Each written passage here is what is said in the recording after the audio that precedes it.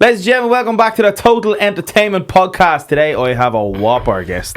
Jon Sadlier, ladies and gentlemen. How are you doing, buddy? Amazing. Thank you so much for having me. Yeah, of really course, appreciate man. it. It's class in here as well. I just had the tour. Yeah, it's Really nice. sick. Really nice, lovely. Love it. We did a good job, if I do say so myself. Me did all the Bit hardest early work. though for me this now. This is like the middle of the night for me. Yeah, it is a bit early. But I keep telling everyone, 10 o'clock starts, you know? And like, and I'll be sitting here catching Zed sometimes. But Yeah, 100%. we were just chatting before we pushed record there that Jon is actually a left-handed. Yeah, it's impossible. He's different. Yeah. There's very few of us actually. Dermot Kennedy's one now, isn't he? I think he plays lefty. Yeah, they don't see many of them anymore. Paul McCartney as well, lefty. Yeah, you see, there come a point in your life when you just be an adult and you stop being left-handed. Yeah, you just play right-handed. Yeah. Well, I had two brothers are lefty. One was right, and my parents were both right-handed. It's strange how it works like that. It is right. It is, and they all play. Like my mum plays ukulele, my dad played guitar. So you've three left-handed in one family?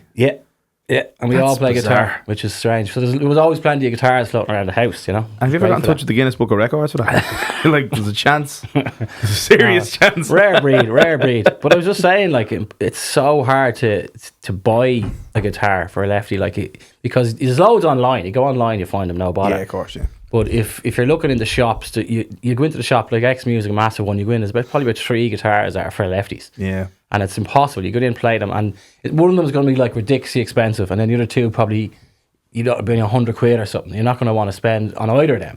So it's difficult, but like I said, I did get a couple. My wife's great. Every kind of birthday or an anniversary, she kind of finds a guitar for me, which is amazing. That's fucking great. So I got the Les Paul for our first year anniversary a good few years ago.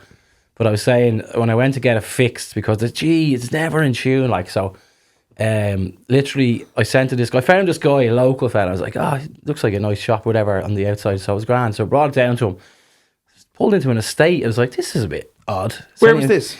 Just kind of a Knockline, like, it was just outside Knockline. And so I pulled up to the estate, pulled into the house. Next minute, I'm ringing someone's doorbell, right? And then there's Ellen answers. She's doing the hoovering. And I said, or whatever his name was, is David there? Yeah, he's upstairs. He's like something out of Father Ted, like, go on in there. So I was like going in with my guitar in someone's house, like, and then he's upstairs in his bedroom. Like, I opened up his bedroom, he's sitting on the bed, like, and then in fairness, he had all this gear along the wall, which is where I got the photos from online, because it looked deadly. He'd done up his bedroom with all this stuff that he helps to fix guitars with and everything. It's the most Irish thing I've I'm ever just sitting heard. on his bed. Next when he goes out to do something, I'm just laughing to myself, going, "What am I doing here in this guy's house?" Anyway, he did something with the guitar, still doesn't work. So waste of time. I've done it 3 times now. It's a joke. Oh yeah, look, come here. It's they are what they are, the Gibsons, you know. Like, but like I said, I have 2 of them at home, and same kind of issue, like, you know. Yeah. But they look the best. Yeah, they do look And sick. they do sound the best when they're in tune. Well, I'm mad for the tellies. So I like the tellies. No, I do as well. love a the telly, telly yeah. kind of does the Strat and the Gibson. Do you know the kind of... I recently picked up a telly. It's a Japanese one, Japanese vintage. It's called. It's stunning. Yeah, lovely. It's What stunning. colour is it? Fire mist gold. Ooh. Doesn't that sound very Yeah, it pretentious? does, Sounds yeah. very pretentious, doesn't it? It does, But that's I only know because that's so fresh in my mind, because that's what I bought it. And it's fucking stupid, like. And but yeah, it stays in tune. That's great. That's what you fucking want. slap it like a red-headed stepchild, and Nice. it just stays in tune. And Which one are you using with the Echoes? I use the 355 mainly with the Echoes. Okay. Because Paul uses a Telecaster. Right, okay. Oh, you have 2 electrics in the band, yeah? Yeah. Do you only play electric, or do you jump on the acoustic? No, I do now? acoustic as well. Okay. I do acoustic as well. And then, but you see, I think the Telecaster and the ES models, the hollow body models, particularly the 335, 345, 355, Yeah. they're probably the 2 types of most versatile guitars you're going to get. Right. Like they do everything. The ES models can do anything. Yeah. Right? And the Telecaster can do literally anything. As long as you have the pedals and the amps and everything, they just Totally, yeah. they can get the tone of whatever you want. Totally. Like, There's actually a new thing my brother got now. It's like this small little lamp, and it's like, it must be kind of an AI thing, but you can type in whatever. I want Noel Gallagher's sound on his guitar. You press it and you have it. Yeah. Like, yeah. that's insane. But so I've played in bands years now, and I've lugged around Hiwatt Custom 50s, 1,000,000 kilos. Fox AC30, 2 million kilos. There's no right? interest in that. And, right, and you're lugging it upstairs in Whelan's. Forget it. Right? And it takes 2 men to carry 1 amp up the stairs. Where do you park for Whelan's? Do you know what I mean? So you're carrying it from the fucking back of the place, up the road, all the way down. What should be a 4-minute walk turns to a 15-minute walk. Lugging this huge amp with a guitar, and it's always a hard case, right? Lugging a hard case, pedal board strapped around you, sweating by the time you get to Whelan's. Your back's in bits by the time you get upstairs. I'm all about the load in. And there's 9 people there. That's what. That's it. But my thing is like whatever gig has the easiest load in, I'm going to do it. Yeah. If there's a some of the lads, the piano lads, those piano shells. I've got one of them, right? Some of the lads are lugging that around town, and they're parking like miles away. And they're going upstairs in the Mint bar or whatever, or they're doing these things. I've no interest in that. Like, that's such hard work, like, to lug and all that. But while these... So, John is traditionally a piano player, maybe? Yeah, I started with piano, when I was 6 or 7, And then I only took the guitar, actually, when I was 18, surprisingly. And I teach both now. But, I only took it up later on in my life. Sure, you're 26 now? Lovely, yeah. Just about 40. Bloody 40 already. Actually, 19, actually. Bananas. So what? So the places you do a lot of Siam Toy. I do a lot of the restaurant stuff. That'd be kind of my base, and then James helps us out with a load of other venues and stuff. Back playing this and that now next month, and nice. The Landmark. I want to ask you about the Landmark. Actually, I hadn't played in there in about 10 years. Just there last night. Yeah, what's the crack with it now? What, on a Monday? Like, there was someone on downstairs last night, but there was an open mic thing upstairs, and we were in. Me, Paul, and Dale, the keyboard player in my band. We were just in trying out some new songs. Right. Seeing how well they go down live. And was there many in on a Monday? Like? Yeah, that's great. It was nice. Yeah. So I'm there on a Thursday. What's the story? Is it their PA and all that, or did you have to bring you in one? Okay, deadly. Little desk there and all, little monitor, great, nice staff, sound manager, lovely. Yeah, I played. James got me Mr. Robinson's last week. I'd never played it. I really enjoyed it. Actually, it was kind of cool. You didn't have to be like roaring the place down and hopping like bad bobs around like that. It was just a chilled kind of gig, which I don't mind doing. It's too far away. Got from them dancing and up, but no, I don't mind that because. Like what you said about the Siam Ties, I'm really close to the Dundrum one or the Rat Mines one. They take 10 or 15 minutes. I'd rather drive 30 minutes to Malahide because the crack is just unreal there. Yeah, they put the piano in the middle of the floor, so everyone's eating dinner around you, and it's just a dinner show from the start. So you don't have to bring a piano to that, right? No, there's one there, is there? There's one there. So I've seen a couple of places and they have the shell, right, and then they just bring their electric keyboards and put them. Martello does that, I think. Does the Martello do that? Yeah, does it? yeah. Right, okay, I didn't know. Because I often wonder, there's no way fucking Keith McConnell is dragging that. He does. That's what I was talking about earlier. He drags that yoke all around town. Like, and I'm just like, the lugging he's doing. I'm just like, I said to him today, I've no interest. He's doing one in the Odeon today. I was like, where would you pull up the car for the Odeon and then like lugging the stuff upstairs? I'm just like, see you later. No. James, it'd be 400 quid in that gig. I'm telling you now if I had to drag keyboard. But, yeah, like I do a lot of those kind of places, and then there's loads of corporate stuff going now, and I've been so lucky, man. Like, I mean, one gig I did years ago was during COVID, and it was kind of a lock-in, and I was just told by the owner, it wasn't told anything, just show up here at this time, and next minute, like, this famous golfer shows up, Tyrrell Hatton, and it was just him and his entourage of 10, 15 people. And next minute, I'm playing for 7 hours. Like, it was just like a lock-in, so just keep going. Yeah, and... Tips. This is it. So a few of the American Sharon Lowry showed up. He's in English. He played the Ryder Cup. And so I was doing the guitar. And I wasn't even plugged in, just sitting around with the guitar, like having the crack, taking requests and all. Then we ended up downstairs playing the piano. And then he says, you're coming to Florence. And I was like, what's Florence? I was like, my wedding. And I was like, oh, deadly. The next minute, I didn't hear anything. I love how he does Nash. I didn't hear. It's like you're coming to Florence. Like, all right, man. I didn't hear anything for about 6 months, and then the manager contacted me, booked me in, went to Florence. There was 50 people at his wedding. Niall Horan was one of them, sitting around the pool playing guitar with him, having the crack. And from that gig, it led to so much more. Like, I ended up doing his birthday the next year. I was the surprise for his birthday in Paris the year after that. So, like, I was sitting in this place, kind of backstage, where it was like where the royal family had stayed, right? No way. And next one, they're going to sing Happy Birthday, and then I come out with the guitar. Like, how embarrassing. And he's never forgiven his wife since, has he? It was so weird for me, because I'm just standing there. I'm not plugging in, right? I'm just walking in with the thing. And he loved Air Cheering, so I was doing, what what's that Ed Sheeran one? I'm on my way. Whatever. Oh, yeah. Too early in the morning. So I walked up Castle on Hill. So I walked over, played that, and then I was like, what do I do now? Do I just see standing here or what? And they're like, can I sit down? Yeah. So I sat down, and then we're having the crack a few Guinnesses later, and I've done loads of stuff for them since. And then that's led to other, golf outings or big events and corporate stuff, which is just all from one gig that I actually wasn't supposed to do in the first place. So that's great. That's what it's from. It's amazing.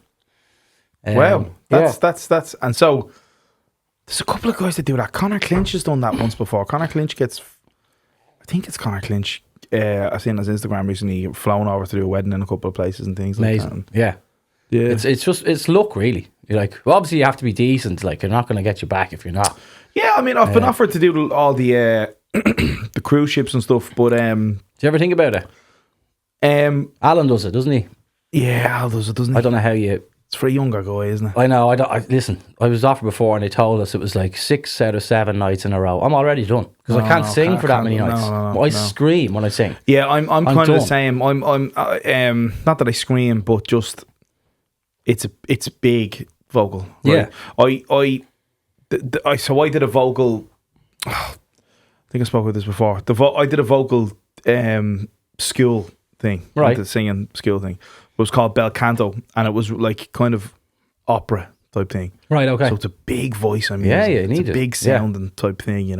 I can't do 6 nights a week with that. Absolutely no chance. Like, and if I do 2 gigs in a day, right, the next day I'm wrote off. But there's also the thing as well, like, you want to be doing a good gig every time you do a gig. If I'm going to do a gig, I'm going to show up and give 110%. Yeah, don't do half-arsed. If I was doing 6 in a row, the 4th night or 5th night, I'd be like, here we go again. And your whole mood is off, and your exactly. whole, So your levels would drop off, and then if you're doing that for a couple of months, like you'd fall out of love with music for starters. That's why I like doing different venues and different things. Yeah, doing the piano, doing the guitar, doing a band gig, doing this. But you know what, man? Funny you say that, the falling out of love with music thing. I've actually now, at 33 years of age, I've only finally set into a rhythm of what I actually enjoy doing about it, right? So there's nights where, when I was younger, I was in my early 20s, I didn't give a shit, right?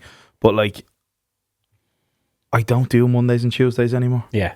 Just not doing them. Yeah, there's no need, really. You know? And it's like you've just done your heavy weekend. Now, I don't really do Sundays either.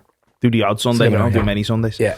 You need that time for your family and stuff anyway. Totally, man. Yeah. But I would just fall out of love with it. Yeah. Imagine you finish your weekend of gigging, right, and you go, oh my God, I'm exhausted, right? And I'd be battered after a weekend of heavy gigs, right? Yeah.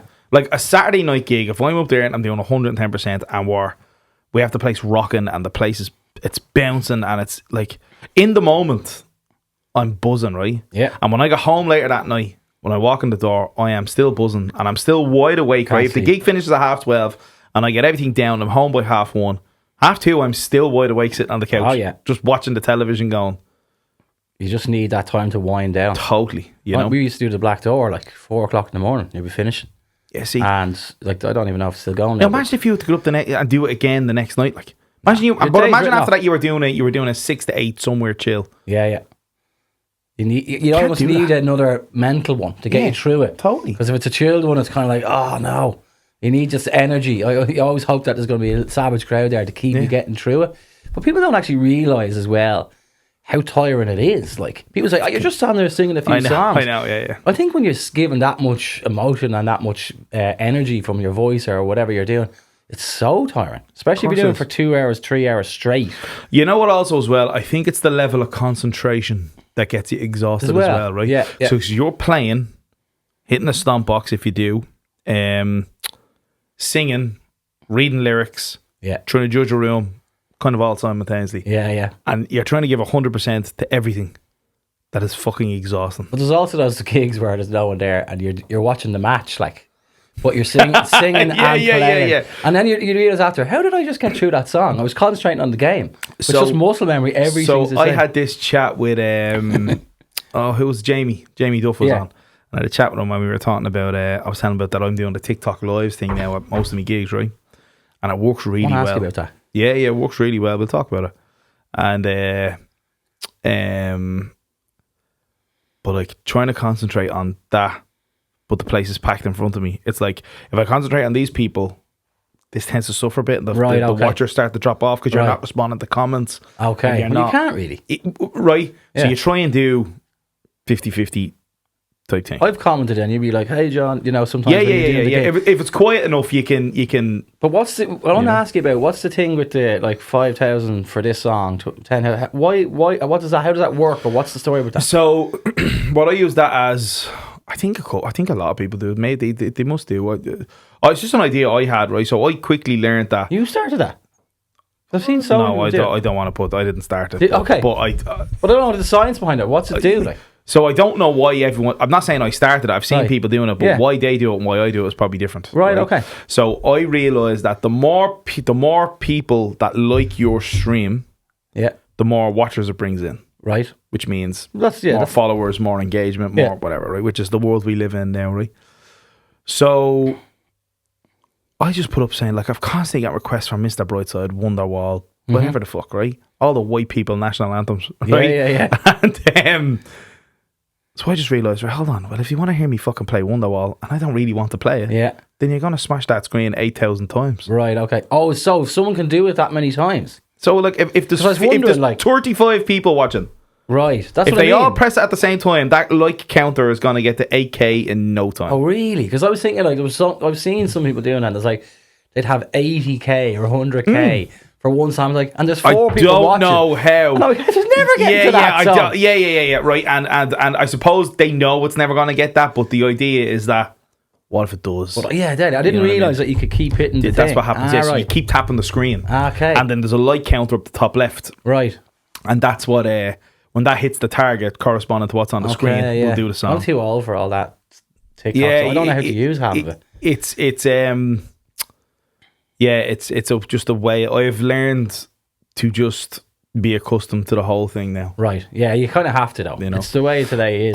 It's literally this year, when I got a hand, I work with a social media crowd, and they kind of help me out. Okay, cool. Is it expensive to have them do stuff here or what? Some of the videos, it's relative. The little clips, like, they're savagely shot. Like, who's doing the videography for you? I do all them. Do you? Yeah. Are you good at video stuff? No. But the iPhone is fucking great at it. So right. No, it's like a proper camera. Yeah, it looks. No. It's just iPhone. Shut up. Yeah. Just iPhone stuff. Yeah. Wow. Yeah. I need to learn that one as well. I have an album coming out now. Plugging it here. Here we are. Talk to us about this. Yeah. So finished. I seen you recording. 80%. Same. Yeah. There. I'm going back in the studio next Tuesday. The producer I have, Scott Halliday, he's a genius. Like he's worked with Prince. Like nice. Prince came to Ireland and fired everyone when as soon as he arrived. A few calls went around. Scott got the call. Ended up touring with him in Europe. Like, no way. And now he's flat out. Like, he works primarily for Picture This now. He's flat out with them in Australia or other bands and stuff like that. So I just grab him whenever he's home. I have to get in studio and just use him as much. It's funny you say that. I was listening to do you know the podcast Heretics with Andrew Gold?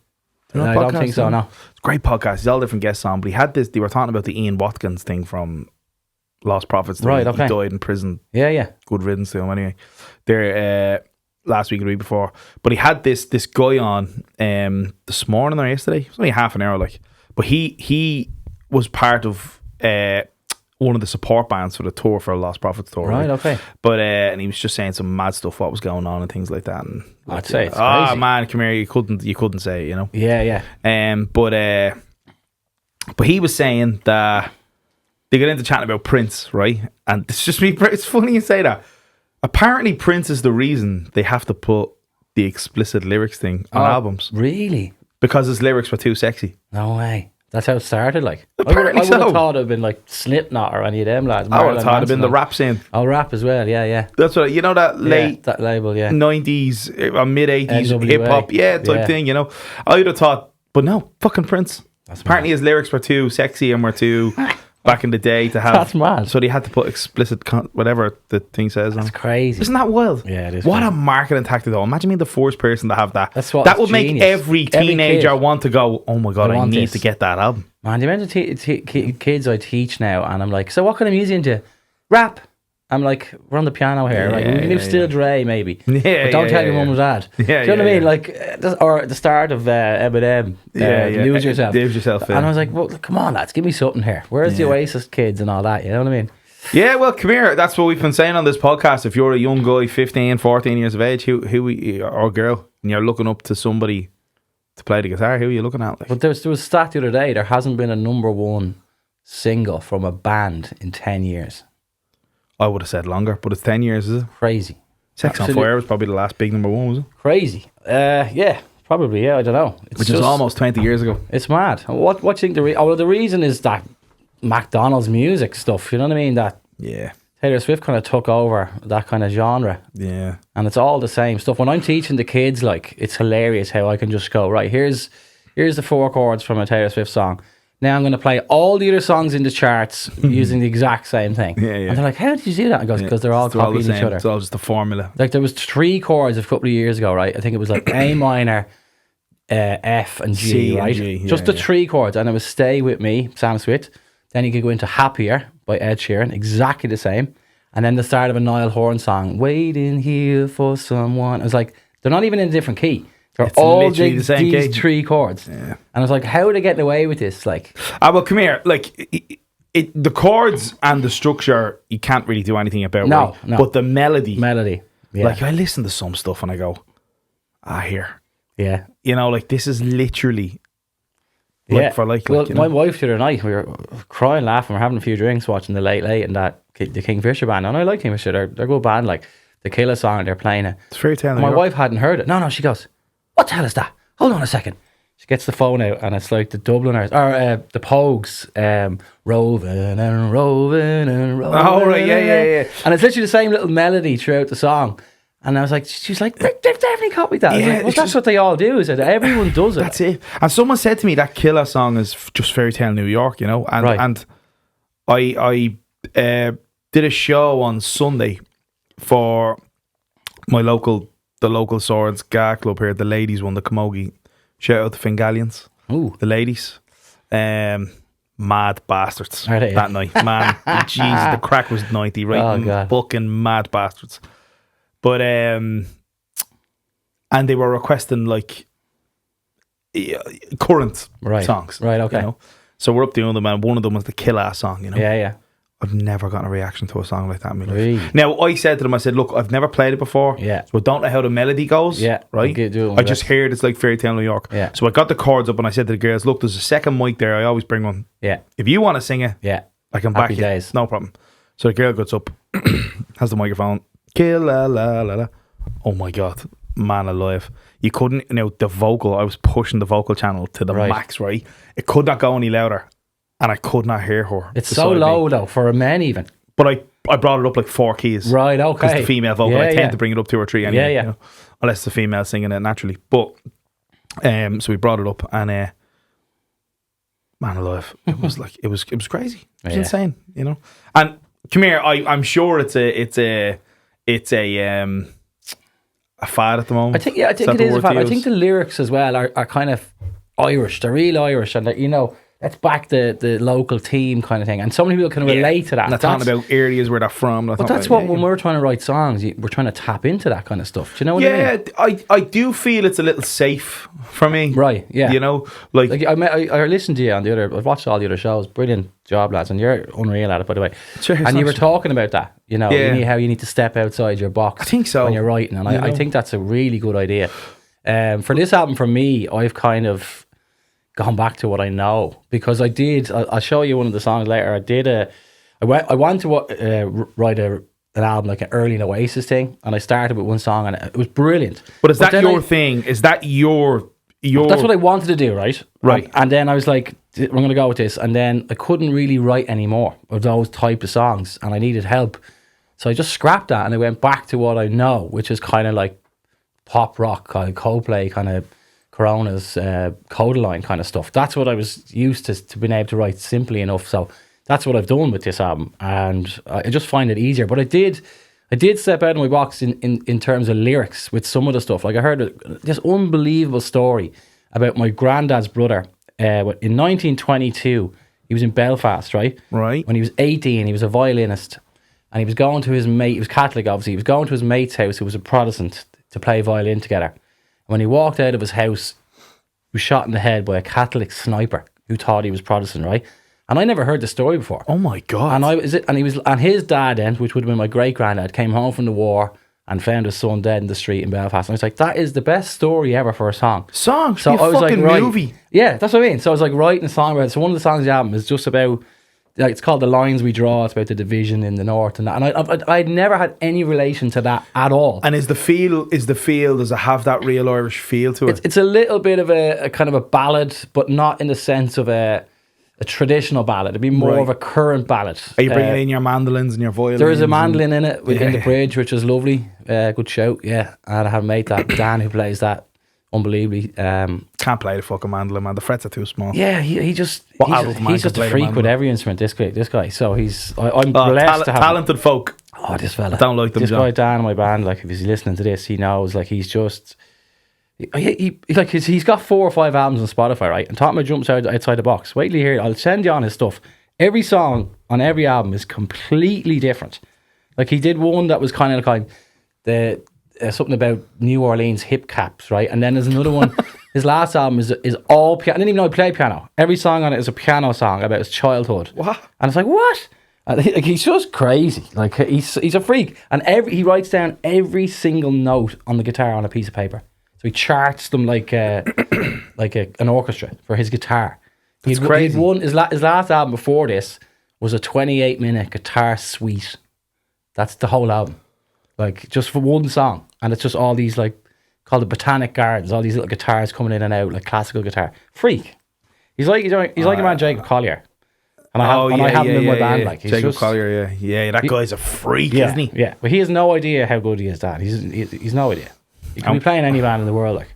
And you never let him know, obviously. Yeah. Because it's feel double. Yeah. I wanted to ask you, though, right? Your top 5 bands of all time.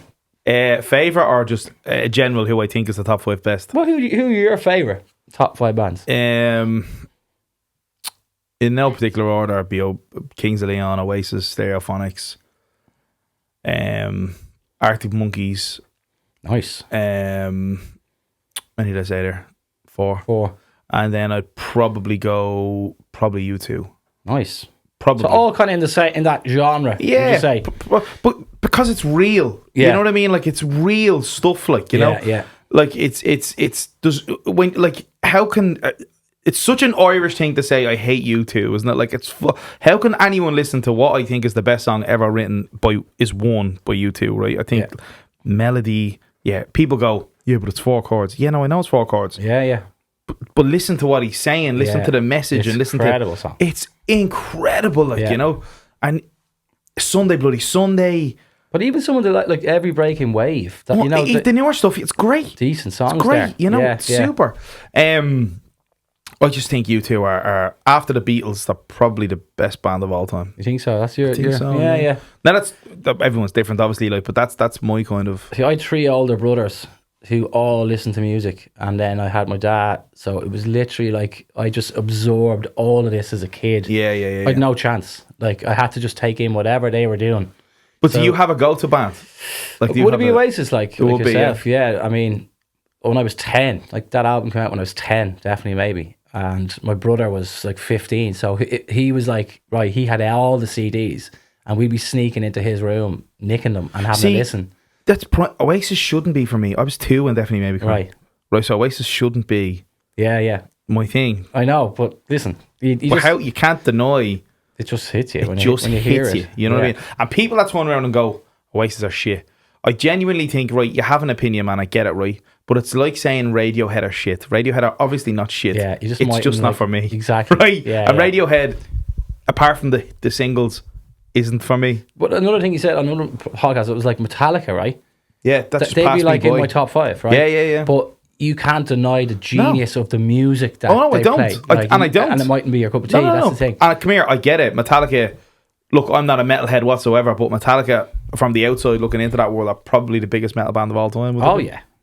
I mean, Iron Maiden would have started all that, and Black Sabbath and all, but Metallica took it to a different planet. Like. Zeppelin would be the best metal band for me. Would you consider that metal? Yeah, I would have just said they're hard rock kind of. Well, back in the day, it was. I think metal is more. Now it is. Yeah, now it is. Yeah. But you still have, like, it's still what's the word I'm looking for? It's still relevant to the time. Right. Yeah. Like the Beatles wrote the first heavy metal song of all time. Which is that one? With Helter Skelter. Oh yeah. Okay. Right. Metal is something. Metal is not just. Metal is something. It's like a statement, right? It's like when metal came out, it was like, no, we're different. Yeah, totally. Right. We are this different genre, substance of music. Yeah. We are metal. But right? Metallica broke through that because remember they had all the fans then, like in the 90s when they released that Black album, they had like a couple of ballads on there and Nothing Else Matters and all the metalheads went mental. What's the one Metallica album now? I have never listened to a Metallica album in my life, right? But what is the one where fans kind of went, what the fuck is the Black this? album. So it was their the Black one? fourth album, yeah, in 1991. Was it not the one with Fuel on it? What was that called? No, that was after that. Black album had Unforgiven on it, which is a ballad. Nothing Else Matters, which is a ballad. And then even Enter Sandman, which is like a pop rock song. It's a fucking great song. Yeah, it's such a good song. And it was written by the guitar player in the band. He wrote that riff. Like, Kirk Hammett? Yeah, and when I'm teaching the kids, like, in school, they love that stuff, you know, because it is a different genre for them to practice and play, but they love playing along to it. Like, I never got into playing it. Like, metal was just something that just, like, it's only now I'm actually really probably getting into Nirvana. Like, I don't play them. Totally passed me by. I don't play them in my gigs. I wouldn't play them. It's because you're pandering to about 4 people. 4% of the people in the crowd. Like, yeah, I know. Which was when I played with my brother. He used to play with us in a few gigs here. He's 7 years older than me. And he'd play songs that he loves, right? He's one of these guys who won't play anything that is like a crowd pleaser. He wants that one fella at the back to just look up and go. Yeah, he won't be very busy. That's all he wanted. He won't be very busy then. Like he'd pull out these Pearl Jam songs. Like that one guy would go, yeah. Come here, I'd love to play. Loves that. I'd love to play Artie Monkey's songs that no one's heard of, like not singles, but like can't really. You can't really do that. But there's a fine line. The beauty with Oasis is that you can do that. Yeah, of course. Right. The beauty with Oasis is that you don't have to play Wonderwall. You can play fucking Roll with it, or you can play Some Might Say, or She's Electric. Do you have a line where you'll go, I'm not playing that? No, not really. I'm not that way inclined. I am. I got 5. I always have 5. Yeah. I'd like to think I am, but I'm kind of not really, like, you know what I mean? Like, I'm kind of just saying, I kind of just do it just to do it, you know? I'm a bit of a people pleaser anyway at the best of Mine's times. getting updated all the time now. So the original 5 would have been like Wagon Wheel, Galway Girl. I'm not playing that. If someone comes up to me and asks me for them, I've never played Wagon Wheel. They just get a look for me. But it's not out of I wouldn't play it if I knew how it went and if I knew the song. Oh yeah, I've never played it, so I don't even care. But if someone requested it, I'd be like, it's not that I wouldn't play it. I actually just don't know how to play it. Do you know what I mean? Like, you don't know. And then I started up. It's like, I love that. You know, you just done Queen and Bowie. It's like, but you don't know Wagon Wheel. Like, the Despacito was in there. I was like, some people ask me, I don't speak Spanish. I've never got requested to that ever. Yeah, but I've added lately. I've added that Pink Pony Club song. I'm not playing it. You don't like it? I'm not playing it. Yeah, and like Hot to Go and all these kind of songs that are coming out. It's like, never get requested for those songs. My mum plays that. My mum's in a band, right? She's in a ukulele band. She's 70 odd, and that's like their biggest song, and they love doing that. And it's a load of L ones having a bit of crack, so it's great for them. And she's like, have you not heard that song? Like, I actually hadn't heard it until they played it, and now I can't. You hear it everywhere now, and I'm just like, how is that a song that people are actually enjoying listening to? It's like a kid's like nursery rhyme. That in a song. Pink Pony Club? No, the Hot to Go one. Oh, Hot to Go. Yeah. Look, come here. You have to remember, right? Pop artists have always been pop artists, right? And have always thrown out the song. Like, that's a 5-year-old song, though. Right, but it's like that. What was that fucking George Ezra song that went around? Yeah. I've been riding shotgun. It's another 5-year-old song. You listen to the lyrics and you're going, did a fucking child write this? Like, yeah. But they're onto a winner in some ways, like. But it's like, I'm not. That's another one I wouldn't play that. You know what I mean? Like, and it's just such a. And if that Shotgun song is actually just Baby Shark, like, it's literally, I sing it to my 4-year-old all the time. Like, you know what I mean? It's literally. But these songs are fads. Like, you're not. No one's going to ask you to play Pink Pony Club in 4 years' time. They won't ask you. I think Pink Pony Club might be different. I don't know. I think you know what, because it has substance. Right. If you listen to what it's about, and if you listen to such and such, it actually has a bit to it. Right. The Hot to Go one, yeah, fair enough, right? It's just something written for the radio, right? But the and look, come here in the grand scheme of it all, whatever. there's probably nothing wrong with that either. I mean, I'm sure pop artists for years and years and years have been doing that, right? Yeah. But these days, I suppose the issue is that they're probably not written right by the artists there's anymore. so many people writing them So for many them. people, you know. And funny, there's a couple of artists who's kind of asked me to write with them, Right. and I've never actually done it before. Okay. I don't know if I could do it because everything. If you write a Savage one, you're like, I want this one. Well, I'm not giving you that. yeah. But it's like everything I'm writing. There's no way you could sing it. Right. Because they're all things that have come from me. Yeah, and they're okay. I get you. But you have to put yourself in their mindset almost. So I have 4 teenage bands in school. I had one of them in the studio all day yesterday. They're doing a Christmas song. And I'm kind of writing with them, like 15-year-olds. So I'm kind of putting myself in their shoes, remember what it was like to be 15. Right, but I can't write like that. Yeah, it's just a way of just changing your mindset. I can't. I've never sat down to write a song just to write a song. Right, okay. Do you know what I mean? It has to mean something to you. Well, it's a therapeutic thing for me. Yeah, It's an expression thing. Yeah. It's like something I have to do. Right, okay. It's like I have to write for 10, 15 minutes Okay. every single day. Do you do that still, yeah? Oh yeah, every day. Fair play, Yeah. I'd love to have the discipline of doing that. It's just I've a shed/studio thing at the back, and I go out and I sit there. And I do most of my work from there anyway. What time of the day would you go out there? Whatever, really, you know. Okay. Generally around lunchtime. Right. Generally, and whatever guitar I have with me in my hand at the time, and I just throw a podcast on, a show on, and I sit there with the guitar in my hand and I just noodle, and something always just Pops in. Yeah, right.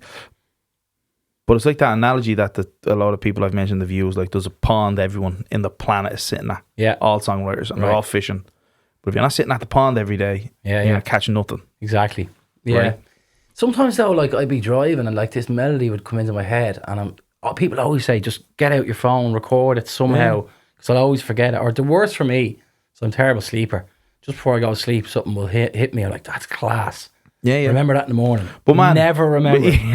I know. Yeah. But you know what?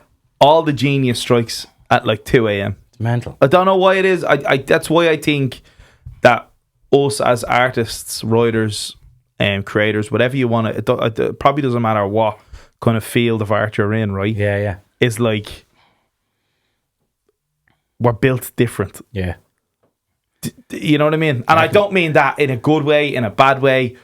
It's just different. It's just, I can't fathom how an accountant gets up every day, Oh, Jesus. goes to work, works with numbers every day.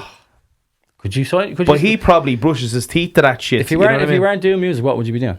I think you're good at stuff like this. Like, I think you could settle Yeah, but what is into- this? This is not a real job. Yeah, I know. Do you know what I mean? But there is people that do it for a living. I mean, Yeah, of course there is. But like, What would you be doing if you weren't doing music?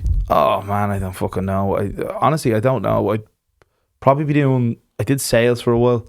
Oh my god, what a fool's game that is. Listen. Honestly, it's like you hit your target. Class, here's a few quid. We'll double it next year. You don't hit your target, you get a scolding. Yeah. The fuck? What a fucking mugs game. I like, worked you know in the what I mean? bank for 10 years. I didn't mind the bank though. I was in the kind of the cash box, the big massive one with all that. So I was looking after I was in Camden Street, so I was looking after Whelan's and the village there, that used to be called the village, and then Coppers and all. They'd be bringing in all their dosh, so I'd see exactly how much they were making and all. A bit of crack, like. Fucking And you get fortune. to know the owners and stuff. Yeah. So anytime you went in, they give you a couple of pints, whatever. Yeah, I was like, yeah. I was like, I can't give you anything when you come in, so Yeah, don't be giving me yeah. anything free. You know? Yeah. I didn't mind that job, but I started off doing music while I was in there, and then I was doing a few gigs. The very first time I ever started gigging was a place called the Unicorn, on Bagot Street. It was a restaurant called the Unicorn, and then at the back was like a little bar called Number 5. So how old are you here? How long ago was this? This is I was probably 21, You start gigging at 21 then? Yeah. Around that, right? Okay. and And were you doing originals up to that? Like, were you gigging? I was in bands. Yeah, I was in a band when I was 10. Do you know Right. what I mean? Yeah, The yeah, Laser yeah. Boys. Love, what a name. Love it. Oh God, Love it. we just do gigs on the road, like Yeah, all the yeah. people would come around, and my brother was on the Killer Keys man, The the laser drummer, and voice. then 2 singers. That was so funny. Brilliant. Lowell and Liam. And yes, that obviously because Oasis had come out, so we started a band, whatever. And my oldest brother, and the guy. See what you just said there. Yeah. Oasis come out, so we started a band. Yeah. Who the fuck is gonna come out now? And you go, oh my god, that's amazing. You know what? I want to start a band. Yeah. Like, where is that? Yeah. There's very, very, very few. The last proper. Fontaines, I'd say. Yeah, maybe Fontaines, right? Maybe, yeah, you're right. Actually, maybe Fontaines, but it's not in abundance. Like, it's not. So we're racking our brains here, going right. Who no is one's it? looking at Lewis Capaldi going, No. want to do that. Arctic Monkeys. Even the last, But kind of fell off a Arctic cliff a little bit Monkeys with the last album. 20 years ago, though. I know. For AM/PM was probably their best album, I think. But AM, yeah, AM was that was 2012 though. yes, I mean, so like another 13 years ago. Like, you know what I mean? It's mental. It's like, to me, Kasabian were that what is my dog and bone? Should be on silent. Sorry, James. Sorry, Hammers. To me, Kasabian. Remember hearing that first album. I remember hearing Clubfoot for the first time, and just going, yeah. what the fuck is this, right? And then it was on Sky Sports and everything. It was like the tune.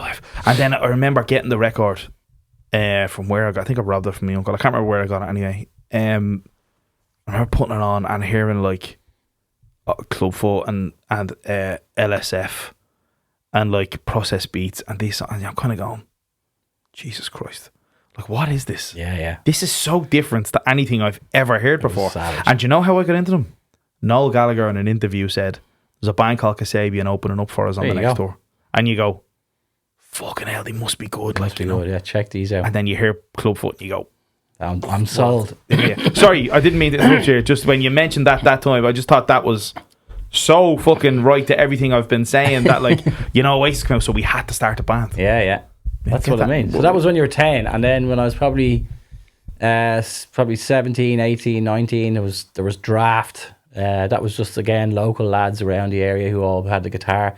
The lads actually knocked into my house looking for my brother, but I answered the door. Band, is it? Right, I'm in. That's the most commitment thing. And then I'm taking over. Yeah. You know what I mean? Bit of crack with the lads. And that went on for a few years. Then the lads moved to London for college and stuff like that. So then myself and my Huey had Hunt in the Brave, and that was brilliant for a couple of years.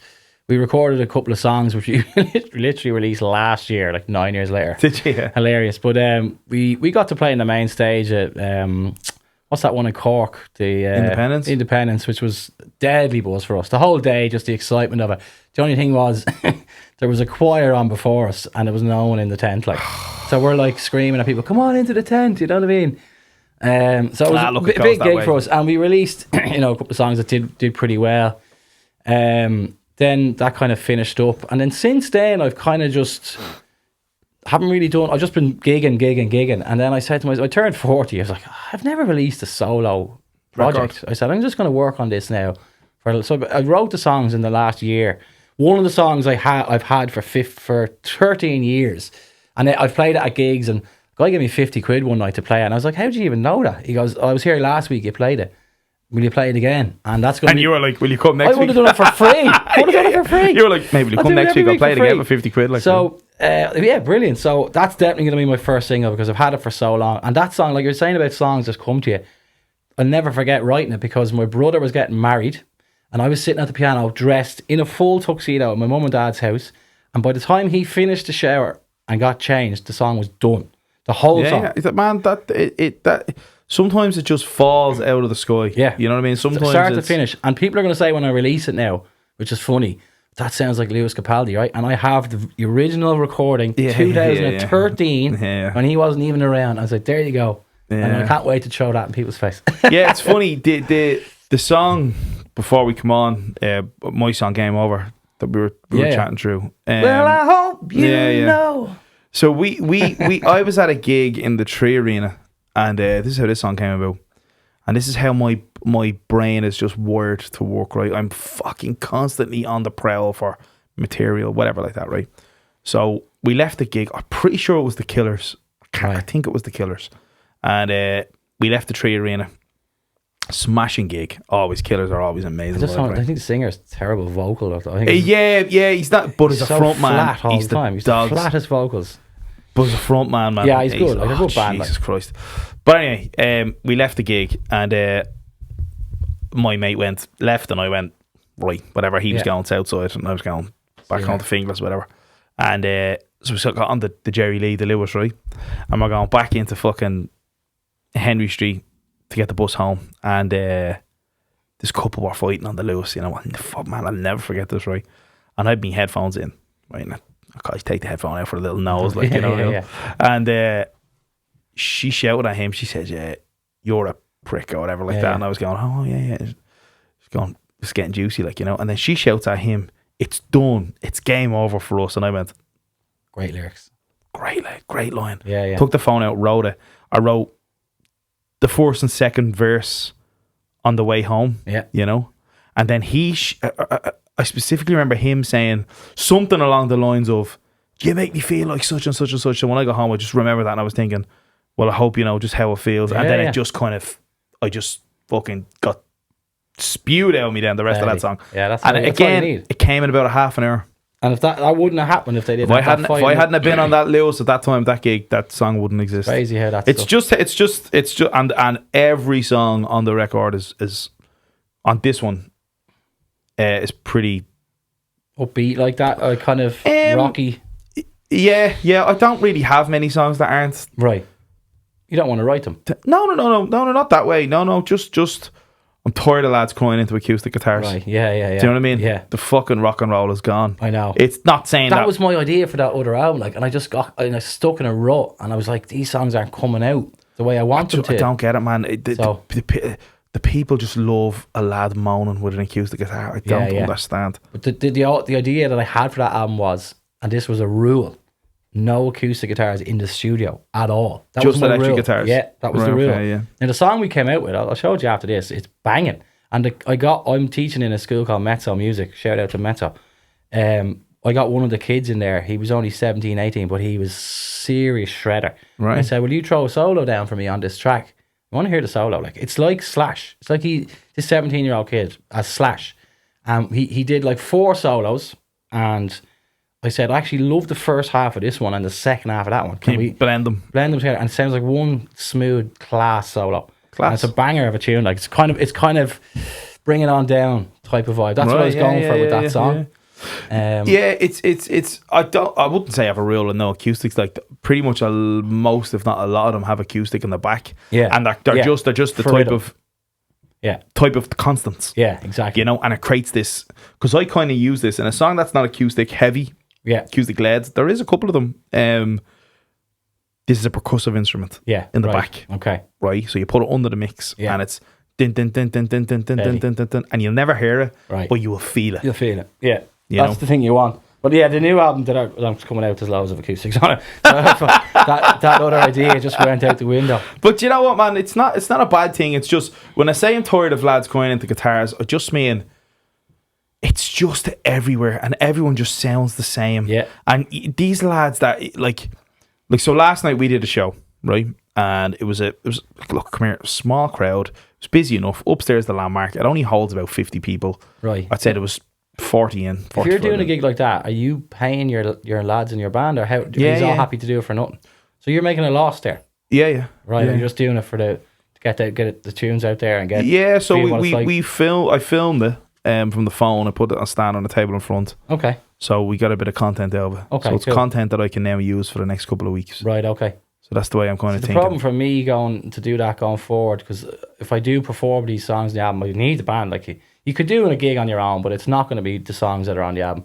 No. And same with me. It's going to cost me a fortun to do a gig. Like, do you know what I mean? Well, I'm the same. I have this gig in February, and like, I have to pay 5 people in the band. Like. Right. And then I have drums, keys. I have bass, lead guitar, and violin. Where are you doing? Is it Soundhouse, or where are you doing the Academy? Academy. Oh yeah. Yeah. And you have to pay them as well. Do you know? Yeah, well, I think MCD are doing. Oh, sound. I think they kind of nice. Give me a dig out with that. That's good. I'm hoping so. Yeah, MCD are running the show. How are you how are you promoting it? Like a lunatic is how I'm promoting it. I'm just fucking plugging it and plugging it and plugging Academy it. too, Jesus. But you know what, man? The thing with the live shows is that I don't know why I do this to myself. Like, I don't know why I do it. I love the gigs. I love playing live. The gigs. But this fucking fear of there's no one gonna be there. Do you know what I mean? You know that's not gonna happen. Yeah, you say that, but the Irish are notorious for buying tickets last minute. Right. And you don't even like the gig is selling well. Yeah. You know what I mean? It's going at a nice steady. It's selling, but it's like the promoter is like, "We're at so many tickets now. Like, what do we do? Start going down the streets here, lads." Well, I'd have said to him, "Look, you could throw me on a bill with somebody. Yeah. With the band, let us go out and play and do our thing to a bigger crowd. Yeah. It will shift tickets. Right. I mean, whether it happens or not, I don't know. I'm hoping it does, but we'll see. You know. When we did the Academy 2, we looked for 2 support acts, and one of them was a solo artist, and the other one was a band. And we said to them, because they both thought they were going on just before us. And we said, well, surely the solo artist goes on first and then the band. Yeah. The solo artist was Gavin James. Right. And nobody knew him, and he played to 2 people. Yeah, I mean, and it goes, yeah, I've done and he gigs. was unbelievable. Yeah. I don't know Gav. I say hello to him. Right. He says hello to me. He's good mates with Deco. Great. Yeah, he knows Deco very well, yeah. And he knows Brian McGovern very well, and Craig and stuff. Yeah. And I know Brian and Craig well, but I will say I know Gav well. I know him, say hello to. So years ago when I was in a band and he was in his band, The Problematic, we shared a couple of bills together. Right. Grown up type thing, you know. Yeah, I mean, God, you could see the band were kind of holding them back a little bit. Like, right, okay. You know, the better off on his own. The voice is incredible. We were thinking of doing. We should get you involved, actually. Saying to Brian McGovern, me, him, Jamie Duff, and Deco Green doing like a little travelling Wilburys thing. Oh yeah, you should get involved. The 5 of us go into the studio and just see what happens. Like, just fucking go for it. Yeah, I think it'd be deadly because we could all kind of push our own little solo thing as well. Yeah. And if we created a deadly little tune, that'd be deadly for everyone. It'd be savage. Every time I see them, we say we'll do it, and then when nothing happens. Come here, that's the most Irish musician thing ever heard in your life. I look forward to this never happening. I was chatting Brian the other day, and we mentioned it again, and I was like, we have to do it. He's like, yeah, that'd be a great idea, but then that's as far as it goes. Yeah, like, of course it is. Yeah. You just need someone to take charge of it. I think. Do you know what I mean? Yeah, the live thing is funny. It's like it's I'm plugging up, like I'm doing it all myself. Yeah, that's tough, man. Like, so there are lads in the band they're getting a good bit of crack out of it, but they're not. Come here, really they just show up and collect. Come here, they're passionate about it. Yeah, they are, right? But they're not the ones that it falls down on if there's no one in the crowd. Yeah, exactly. Right? They're not writing the songs. They're not releasing the songs. Yeah. They're just playing their part, coming in, and that's great, right? Because the lads, our band is honestly, man, it's like a little family. Like, that's great, everyone is so. They have all their own projects as well. Yeah. Okay. Yeah, and we come together and we do the Echoes thing, and honestly, man, it's like the sound is just it's out of this world, right? It's the 2 guitars are so in sync. You just love being in a room together, big time. You know, and see, we use a keys, right? So we use the Dales on the keys, and we have a synth. Okay. And the synth just has a drone constantly in the background. Wow, that's deadly. Right? So the sound is never empty. Right. Never. That's good. You know, and the drone goes through most of the songs. Deadly. And you can't really hear it, but you feel it. Okay. You know? Yeah. That's brilliant. It's kind of the way it goes. And who's looking after the drone? Is somebody monitoring that, or is it just you just press it and let it go? Well, the keyboard player, he has a synth. There's a keyboard player. So he has the synth. You're playing keys as well. So you have keys, drums, bass, 2 guitars. You're one of them. Yeah.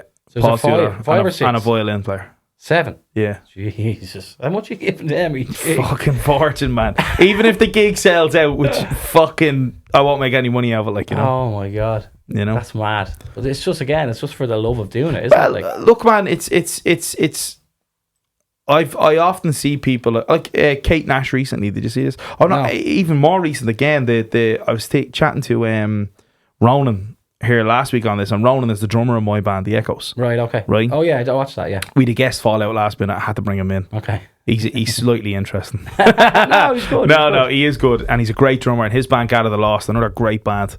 It made me want to go and have a listen to them. I didn't actually do it yet. Yeah, do it, man. Yeah, they released their single Never Home. It's pretty good. Will, yeah. It's really I love good. listening to other people's music. I'm not like that. And it's on the heavier rock side, so it might be something. Do you ever get those people that are just kind of negative towards anyone else's band because they're in a band? It's like, no, we should all be sharing and enjoying each other's stuff. Now, you do get a little bit jealous going, how is he doing so well? I know I'm better than him. Like, I know I'm better Yeah, than but him. you know what? It doesn't matter. I never feel like that, I though. don't think better is the right word to use. I don't think anyone's better than anyone else. Yeah. I think everyone's different. Okay.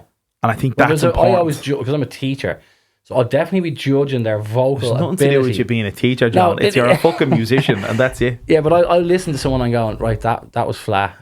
Even like I'll be at home watching it with my wife or her family and ever, and I'll always comment and they're like, shut up, will you? And I'm like, they're right. Like, but that's the first thing I'm thinking of is like, no, that wasn't right. That was flat.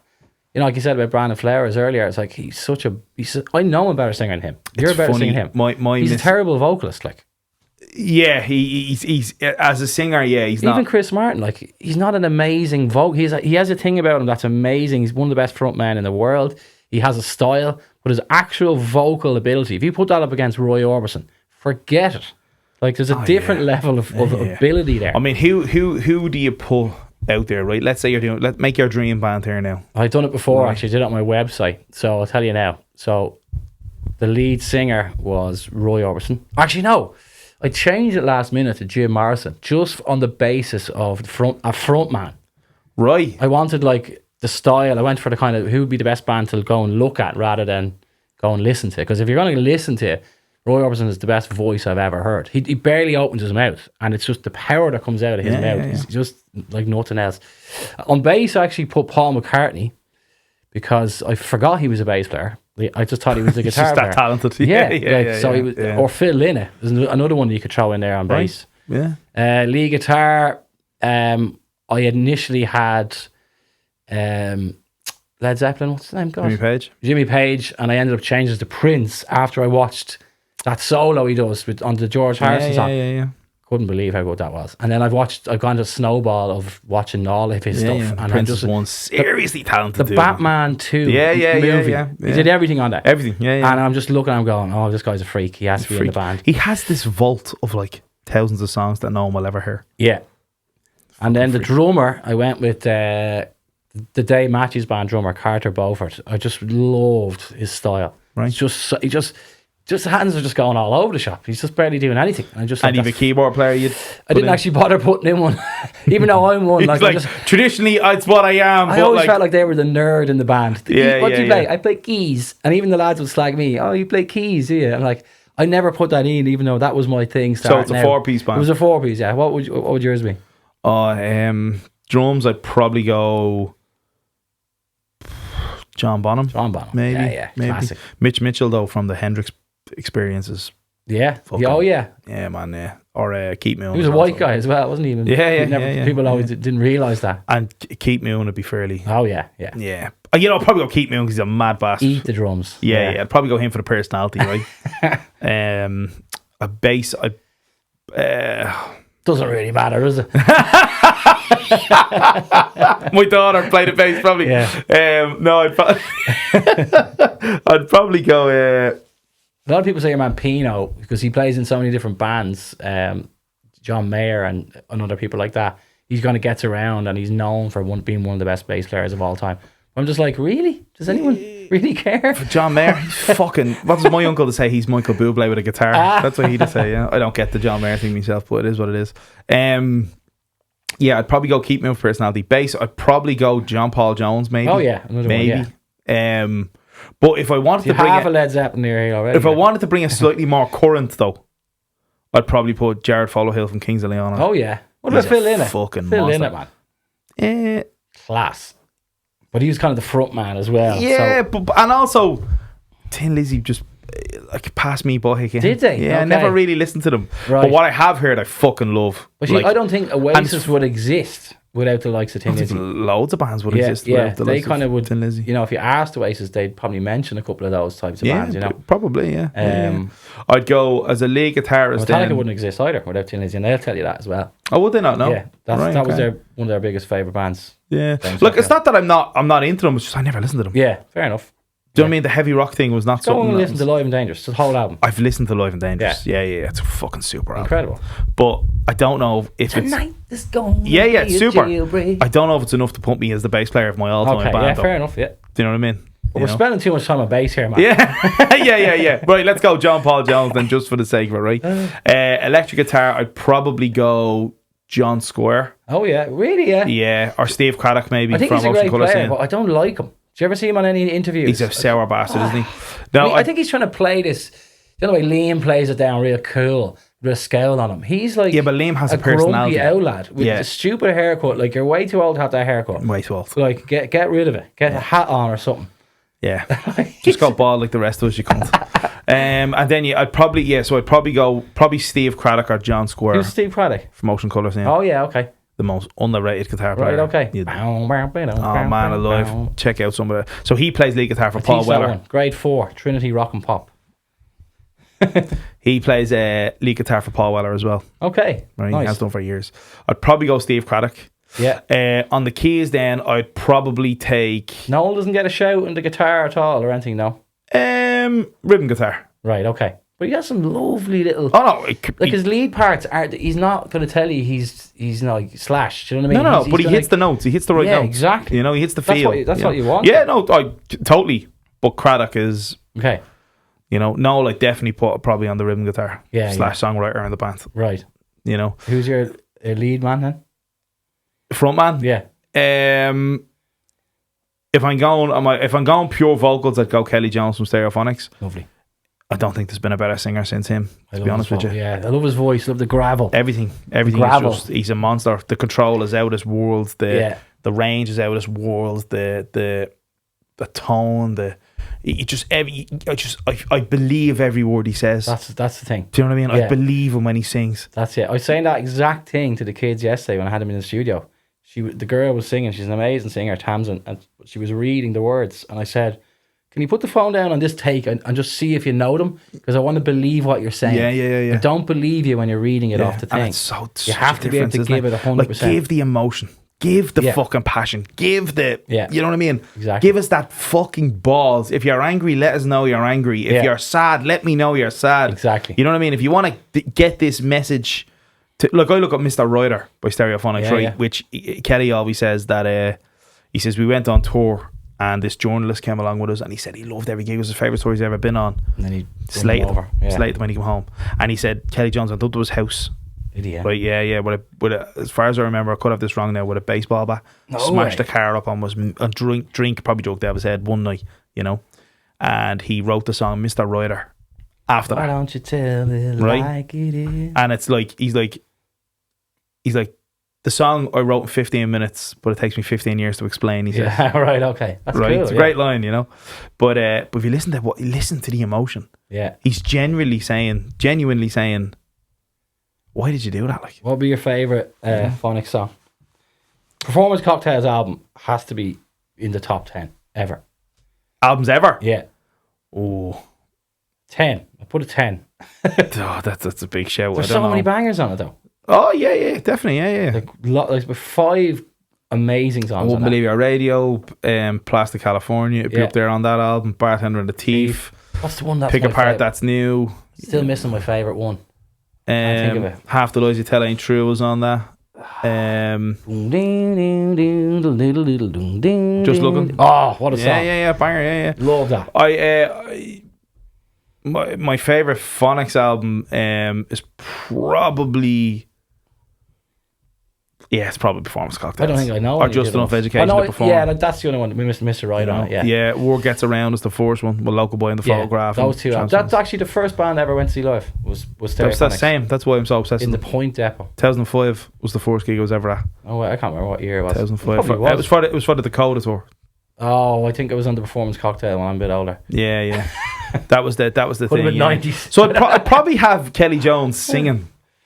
Yeah, you know. That's a great But if band. I want a front man. Yeah, that's what I mean. That's why I didn't put Roy Orbison. He wouldn't fit with the other boys. If I want a front man, but see, I have a personality there with Keith Moon. You know what I mean? Yeah. If I want a front man, which fucking oozes sex appeal, I'm going Jim Morrison, man. He's Mick Jagger. I think he's just. I like him, right? But I just think 25, 30 years ago, stop doing those dances. I'm like that. It's like just be your age.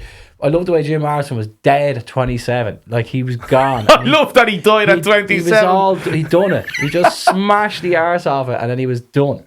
That's a front man. I know for the ages, like, and just I'd encourage every person in getting into music, watch that Doors movie. Like it's just great, isn't it? It's such a good movie. Yeah, it's great. There's a lot of music in it, and it shows a lot of performance in it. There's a lot of weird bits as well. You know what? Springsteen's a fucking good one as well. Ah, yeah. You know, I'm gonna go see his movie on Friday now. But he's like, no, he just stands up there and sings his songs. He doesn't dance around. He does a little bit of that, but And Liam, I'd put Liam up there as well. yeah, exactly. Liam is a front man. But as a vocalist, Do you know? Yeah, people say about that, right? He's not a great vocalist.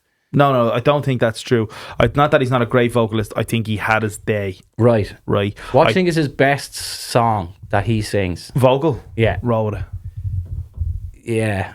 I think if you listen to... Roll with it. Actually, Gas Panic is fucking phenomenal. What's the one on... Jeez, my brain this morning. It's my favourite Oasis song to play, actually. And he did a great cover of Carnation by The Jam. Right. Oh man, he's fucking stunning singing that. What's the third album? Be Here Now. Don't Go Away. Listen to him sing. Yeah, it's great. Yeah, Don't Go Away. It's brilliant. Yeah, that's for me is his best vocal. That's his best vocal by a mile. Yeah, no, I'd go slightly later. Like Stop Crying Your Heart Out was a stunning vocal. Right. Yeah. And I think then after the kind of Heat and Chemistry, maybe Standing on the Shoulders of Giants, I think then after that it kind of goes down a little bit. Right. Like not in terms of studio quality, in terms of the live. Yeah. The live thing, course, right? Yeah. Like on this tour, so I was at the first gig in Cardiff, the very first gig back, right? Savage. Man, it was I can't put into words how emotional it was and how that's a time in history that I witnessed live, right? Yeah. And people would have sold their house to see that, right? They nearly did. I nearly fucking caught me, bankrupt me. But anyway, I was there. I witnessed it, right? On the night, I did not give a shit how that band sounded. No. I didn't care. It was the vibe. I was here. He walks out and it's like, what are you going to do first? No one knew the set list. What's going to happen? Oh, yeah. And he opens with Hello. And the place just, that was it then. That was just it. Yeah. You know, it was just, oh my God. Unbelievable, right? And then they do Acquiesce. And then, I can't remember what they did after that. And then I went to Dublin and it was the same thing. Second night in Dublin on Sunday, it was the same thing. The place was just, you didn't care how it was, such and such. I think I was Sunday as well. But when I go back and I look at the videos of other people, the vocal's not the best. Right. I couldn't watch any. Obviously, I was in the Dublin ones. I didn't look at any. Right. Of the Cardiff, Wembley, so any of that. I'm more so talking about when they went to the American leg of the tour. Right. Sorry. And I'm looking back at the videos of them in the some of the baseball stadiums. That the crowds hopping or yeah, the crowds are hopping all right. It's not like it is over here, obviously, but it's they're still hopping, right? But it's the actual vocal itself is not what we thought. Yeah. Right? Not saying it's bad. But that's going to happen to everyone. Yeah. And come here. Also, the guy's in his 50s. Yeah. You know what I mean? Like it's going to happen. He's not 20, 30 anymore. Yeah. You know? I'm wondering how long I have left, to be honest, in this game. But do I have an out? Yeah, come here. We're all thinking that. But it's Ronan pointed it to me that the drummer from this tour is not up to scratch. Right.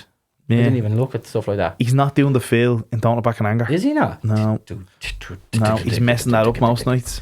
Not that he's messing it up. Noel probably said to him, put your own spin on these things. He probably look. The guy has played. Jerry Walker has played with so many legendary bands. But you're looking at one fill, right, in one part of one song. If you go see Bob Dylan, right, and you're a fan, he never plays any songs like he does on the record. He just won't do them. He does everything his own way. Right, but you see, is that a thing that you want from your band, or do you not want? Right, but isn't it not different? Because one is a huge stadium anthemic thing. I agree. No, I agree. You know what I mean? Feel. Like, I think if there's any guitar solo or if there's any drum fill or piano lick or whatever it is that I can literally sing back to you. If I can sing you a drum fill, you fucking play that drum fill. That's why when you go to see someone, like, I don't like going to those Bob Dylan gigs. Like, I want them to play the songs like they are on the record. Yeah, it's funny. That's what you're paying for. So he's doing his last ever tour, is that right? I don't know. He should have packed it in. He's like the Wolf Tones. They're doing a goodbye tour about 15 years, aren't they? Yeah. No, I think as far as I know, he's doing his last ever tour. Could have that wrong, right? I could have that wrong, but as far as I know, he is. And my God, Joe Bailey, he's getting really into his music now. He's playing in a little band and stuff. He's 19 now. Right? He's playing in a band and he's loving it. He does. When we're gigging with the Echoes, he comes on and plays acoustic for the odd song. Oh, way. And I use the electric guitar, so there's two electrics and an acoustic. And he kind of does. He tunes my guitars to the side and hands them to me just so that it's faster getting through the set. Yeah. And you need them. You need them. Well, it just means that you're saving about probably 10 minutes a gig from tuning. 100%. You know, And also break a string or something. Also, it's a show. I need to be talking to the crowd, and I need to be such and such, and I need to be there. I can't be in that mindset if I'm standing here tuning the guitar. Yeah, do you know what I mean? Engaged, yeah. Yeah. So that's why I. But he loves it, you know. Brilliant. But he is going to see Dylan on the new tour. Okay. Now I think it must be coming up very soon. Yeah, must be coming up soon. They're not going to get what they're paying for, like. But I sent him, so he kicked off the tour yesterday, the day before, and I sent him the set list. No way. You know, there's no hits on it whatsoever. Ah, stop. He's not even blowing in the wind and all. Nothing, right? The Times the Hour Change is not on it. The Hurricane's not. Nothing is on this. He never does fucking Hurricane. thing. No, never does. Yeah. Since, like. But that's a great song. Nothing is on it, right? And I sent it to him, and I was like, Bailey, I sell them fucking tickets. Yeah. And he just texted me back on. Lovely. That's what I mean. I just couldn't believe it. Them tickets must have been £100. Yeah. Yeah, you know? at least. You know, I seen Dylan a couple of years ago now, and I actually seen him in the Tree Arena a couple of years ago. Right. And he was... Yeah, forget it. But the thing about the set list is, gas, the Metallica gig that's coming up next year, you have to buy both nights. So I had this out with some people, right? And Ronan and Paul, who were on the podcast, who were about my band, they seem to think this is such a good idea, you know? But they ended up selling separate tickets. I got one day. So they did it later on. So initially you had to buy both nights. And I said, I'm not doing that. I'm not going twice. But it is two different sets. So I waited. So you might not hear Enter Sandman on your one. That's what I mean. So my brother's going to both nights. And right, tell me what's the first night. Give me the set list. Because I know I'm going to be disappointed with some, but I'll be delighted with others that you didn't get to hear. So, or he is going to be absolutely chuffed. And the second night is going to be... Yeah. But I think they have enough, if you're a fan, they have enough hits that you'd be happy enough. Yeah, like. And just even the visually, like to watch them is just like another thing. They actually, it's funny, Apple brought out, have you ever done the VR thing? Like the Apple one? Yeah. The Apple one. The Vision thing. Vision, I couldn't believe what I was seeing. Where the texts are in front of you and all the... So they put it on, right? And the first thing you click on is this Metallica gig, right? And I'm not joking you. You're walking out with the band. And it's as real as you are sitting beside me now.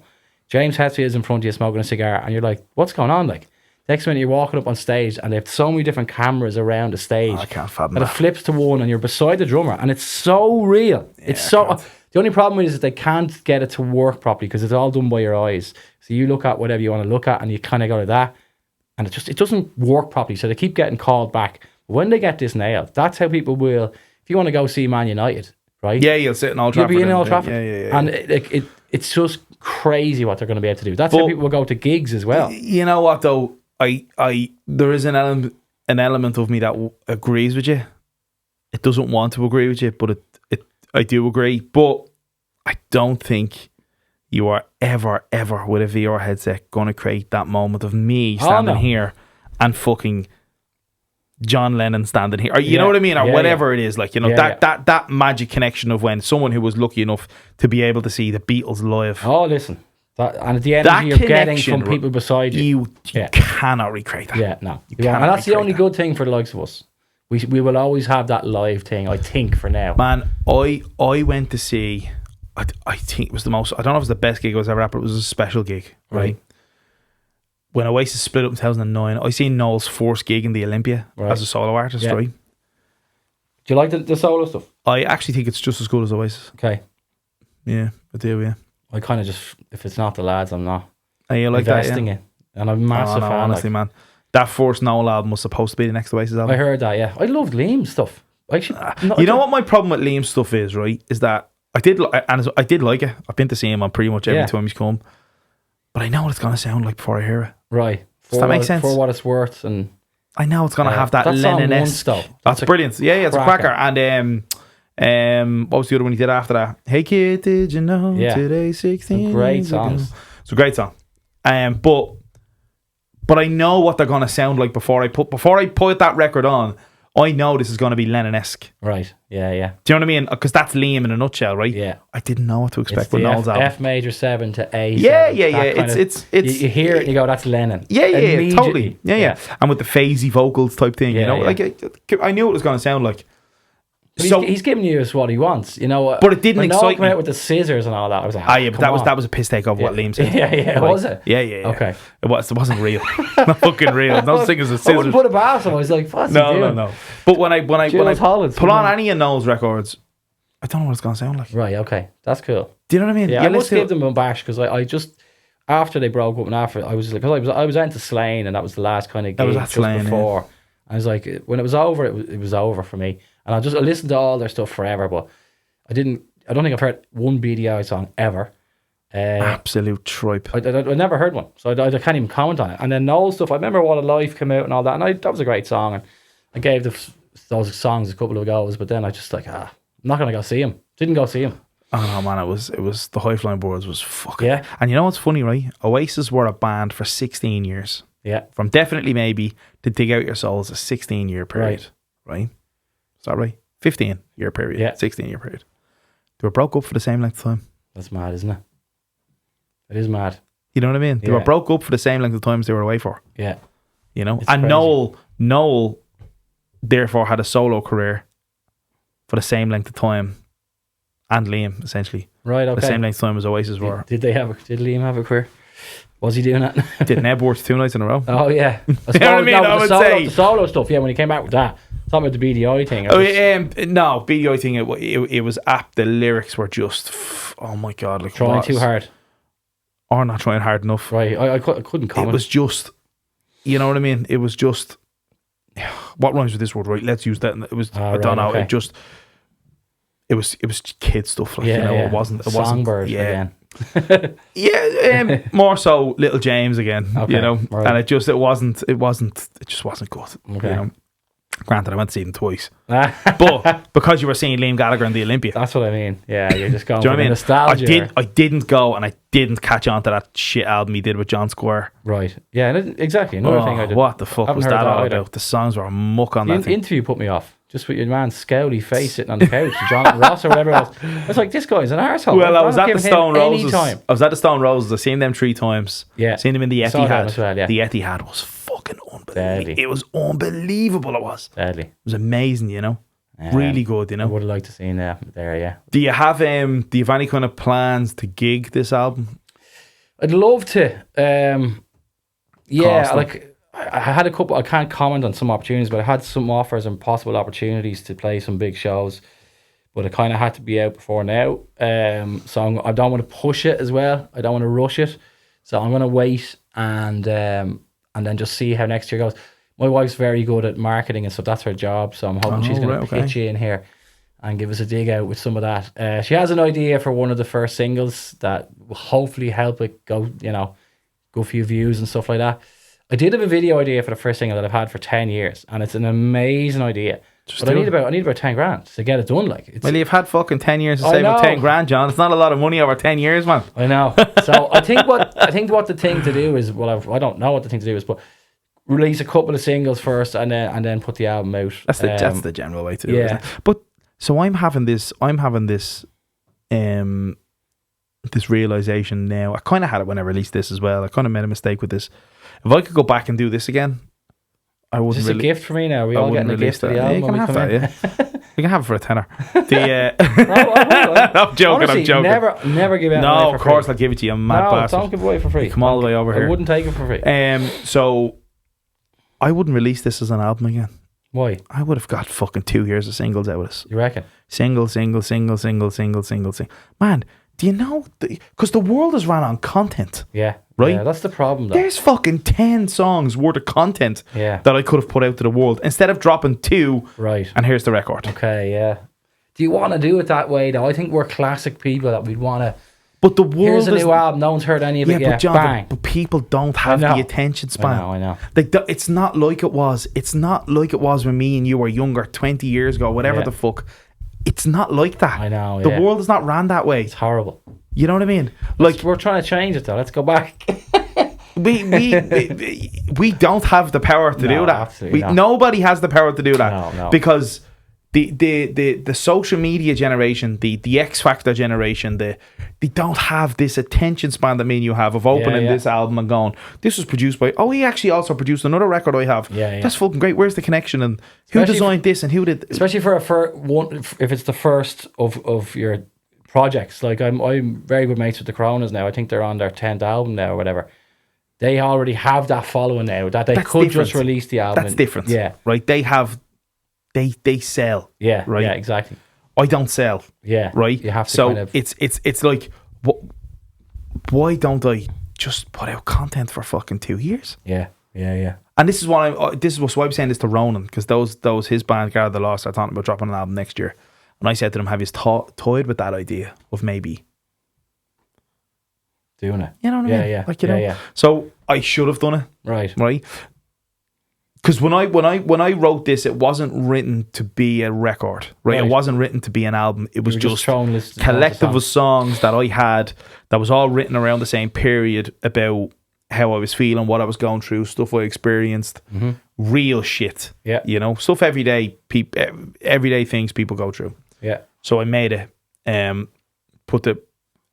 of made this feel like it wasn't Iann Brennan as such as one man. It was kind of made to be like, it's me and my band. Yeah. Do you know what I mean? Yeah. So it's not centered around one instrument and one guy. The way you hear records now, if someone comes out with a record now, some of these artists like Damien Rice, when you hear Damien Rice, you associate an acoustic guitar and a singer. Yeah. Right. And every song's kind of similar. Right. In the sound of the album.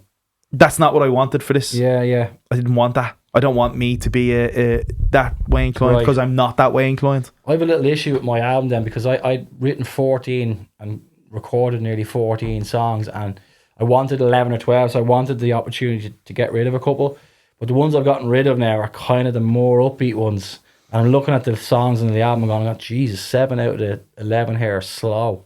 Yeah, but that's nothing wrong with that either. Yeah. I don't know, is there though? No. If I'm going to release them as singles, there's no problem with that. But if you threw an album out, someone's listening to it. Again, I'm trying to think like people used to listen to albums in one order. They're not going to do it like that. Yeah. No, they don't. So they'd be going, that was a slow one. And then the next one's a slow one. Here, I'm turning this off. But that look, the way I see it is, right, is that, and people don't want to believe this, but it's fact and it's truth, right, is that people do not have the attention span to listen to Jon Sadlier's album, because you don't have the appeal to listen to the Jon Sadlier album, right? And it's just the reality. Right. It's just but you know what I mean? It's the same with me. You know what I mean? Yeah. So I should have just released this as 2 years worth of content and build and build and build and build and build. But I dropped it. I released Game Over in November 2023, and I did Getaway in February 2024, right? So 3 months apart, right?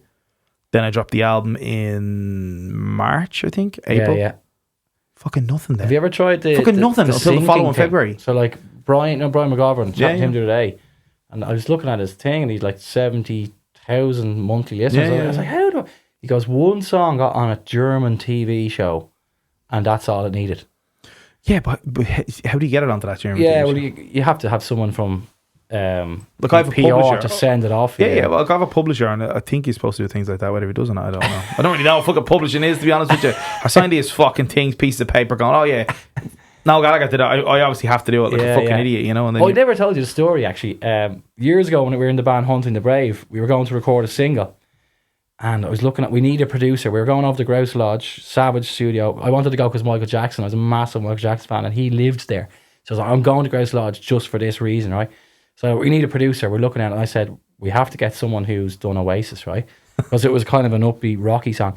Looking down the list, got this fella, Nick Bryan, right? He had a list of bands that he worked with. Anyway, we brought him over from the UK, sitting in the studio, and he told these stories about Oasis and Stone Roses, and he was talking for hours. And I was just going, this guy's the biggest waffler I've ever heard in my life, right? Yeah, there's loads of them. Produced this song, whatever. Then a couple of years later, Noel Gallagher was 25 years since... the album, second album, What Story Morning Glory, goes into the studio. There's your man, Nick Bryan. He was telling the truth the whole time. I was like, we worked with this guy. He's in the whole documentary. He's the engineer. Is that when they go to the farm? Yeah, he's the guy behind the desk. And I was like, oh my God, he was actually telling the truth. I was sitting there going, this fella's, you know when you get these fellas, and he's talking out of his arse, this lad. It's funny, the guy who designed this album cover, now the photo is an old photo that my dad had, right? And it looks like the 60s or something. right, so there's a great story behind this, right? So the guy who designed the album cover is a guy named Steve Averill, right? He used to play in a band called Radiators from Space, right? With P. Holiday. Do you know P. Holiday by any chance? Recognise the name. Yeah, a couple of they quite a very successful, legendary Irish band, I would say, right? Punky type band, you know? Right. So he designed this album cover, but he designs U2's album covers. Nice. Right? He gave them the logo, U2. Deadly. Right? He did the Aslan logo. Right? He shot the picture for the Joshua Tree. Right? Deadly. This guy is legendary beyond belief. Joshua Tree is probably one of the most iconic album covers of all time. Right? So he did that. Right? So he did mine. Right? He heard the songs and he liked it. So he did it. Deadly. Right?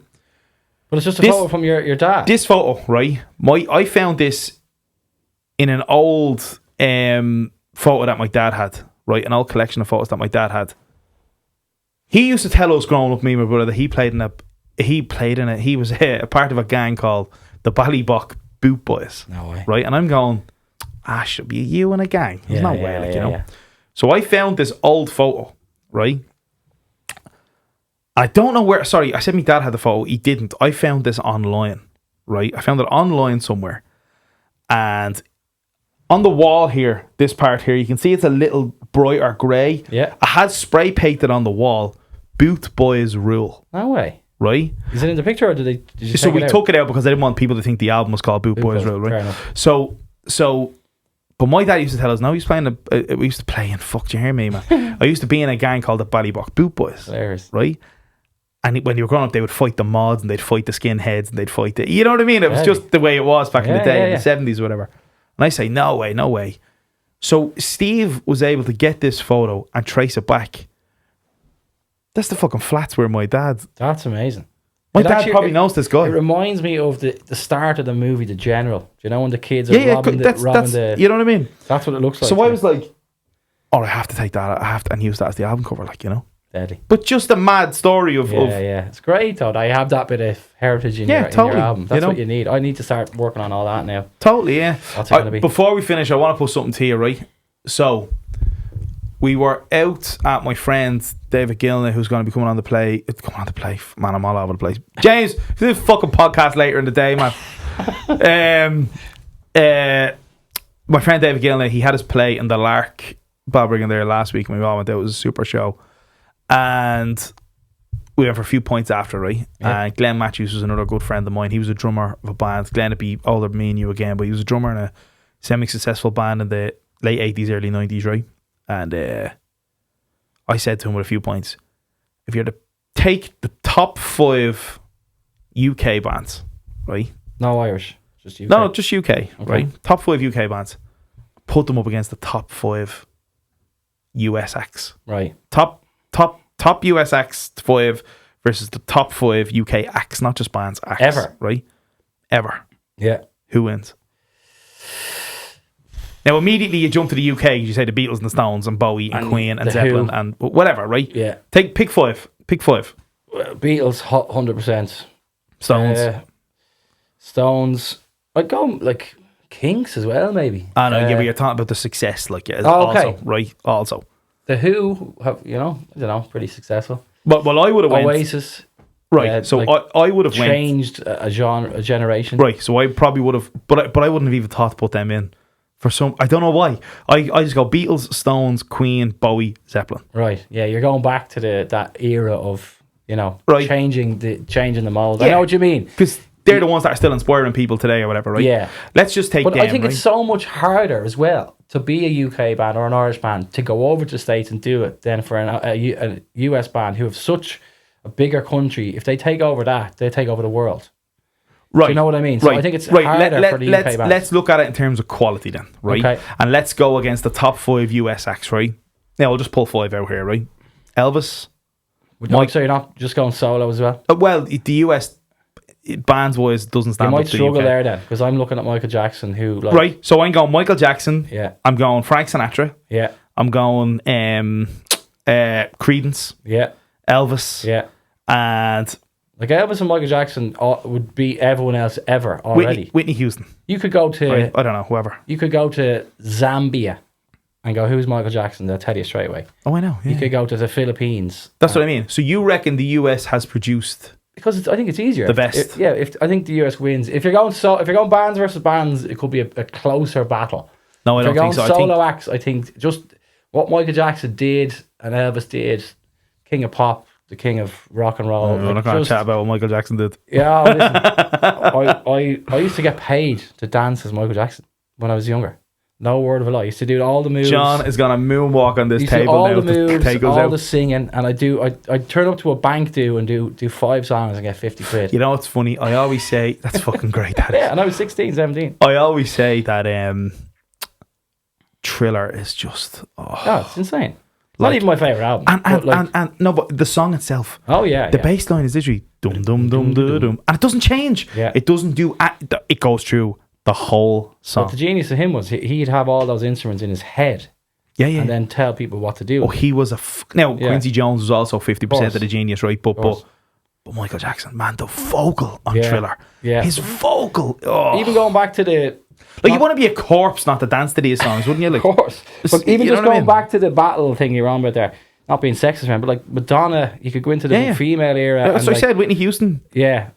Yeah, no, there's Probably, so many of them. is she probably the best female vocalist in pop? Oh, so good. Aretha Franklin. Gladys Knight. Go back as far as Chuck Berry. Even throw Beyonce Bon in there just for Jovi, singing. Chili Peppers, Nirvana. Jesus. Right, Pearl Jam. Yeah, Ramones invented a new type of music. They invented punk rock. Yeah, that's insane. So your team, Metallica US, again for Bruce me, Springsteen. Metallica for me, like what they did for that type of music to put it so mainstream. It's a tough game. Look, Springsteen, Bob we Dylan, could be here all day. Jimi Hendrix. Listen, do you know what I mean? But the UK also goes on and on and on. I know. There's just it's great. But you know what you said earlier, we'll finish on that. Who do you think comes out on top? Where are they now? Where are these people? Well, half of my brown bread, but where are the new ones? No. Yeah. I totally agree. But you know what, man? The social media generation ruined it. But it just means we're probably never going to get a David Bowie again. Because no one's going to listen to a 3-4 minute song about space. Do you know what I mean? No. They want to just candy, straight away. Yeah. Give me it now in 13 seconds, or I'm turning it off. Yeah. Like I remember, I paid for one promotion. I don't do it that often, but on a TikTok thing. I was like, geez, look at this, 25,000, 30,000 views. Then I went into the analysis. Length of time watched 1.9 seconds. Yeah. Forget it. What a waste of money. Yeah. See you later. Thanks a million, lads, for having me. Thanks, James, and everyone at Total, and Ian, legends, for having it. This is John, great cheers. Fun. This has been episode, what feels like 1 million of the Total Entertainment Podcast, but I don't know. I can't remember. But it's going to be the biggest one. The fucking biggest one is right. Guys, we'll see you next week.